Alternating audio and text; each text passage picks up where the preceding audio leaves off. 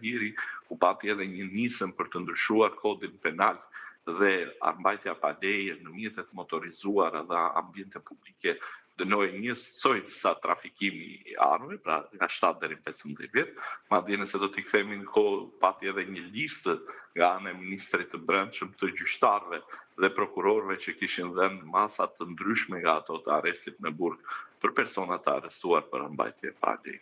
Pra, Këshilli i Ministrave bëri një lloj represioni ndaj gjykatave për të caktuar masa sigurimi i arrest në burg si një mjet ekstraligjor për të shërbyer për të ndëshkuar këta persona.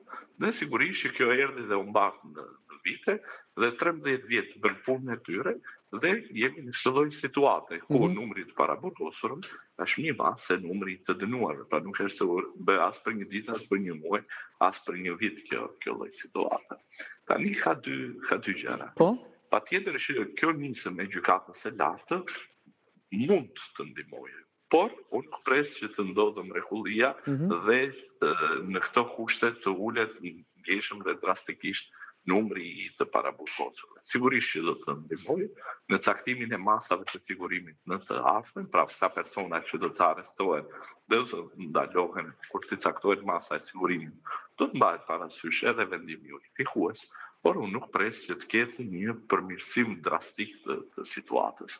Sigurisht që nga kjo do të përfitojnë të gjithë qytetarët e Republikës së Shqipërisë, sepse vendimi unifikues do të jetë për të gjithë qytetarët. Për gjithë, qytetarë, zyrtarë e tjerë në një farë mënyrë këtu futen në... Nuk që të përfitojnë vetëm i zyrtarë, por sigurisht që gjykata e lartë është e vënuar të paktën prej një dekade në këtë lloj vendimarrje unifikuese, sepse që nga viti 2011 dhe në vitin 2017 ndryshoi kodi i procedurës penale dhe kemi pasur pothuajse të njëjtën situatë, pak më të lehtësuar, por sigurisht që ka qenë problem prej një dekade dhe gjykata e lartë mund të ishte mbledhur shumë herët.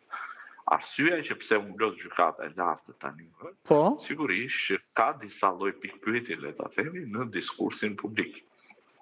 Dhe ka një lloj diskrepance midis asaj që parlamenti dhe Këshilli i Ministrave artikulon në diskursin publik dhe veprimeve konkrete me ndryshime në kodin penal. Pra nga njëra anë pretendohet dhe është vërtet që ka shumë masa sigurimi i arrest me burg të ndryshme.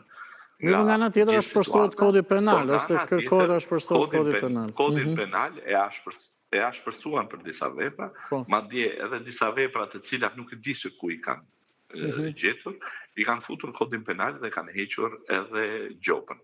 Pra, le të themi, një sër veprash penale të cilat kanë natyrë ekonomike, duhet që të kenë dënim kryesor gjobën, jo dënimin me burgim. Ndërkohë që kodi penal dhe drejtoria e kodifikimit nuk e di se nga i gjen këto forma, sepse as në vendet e Afrikës Perëndimore nuk i gjen këto.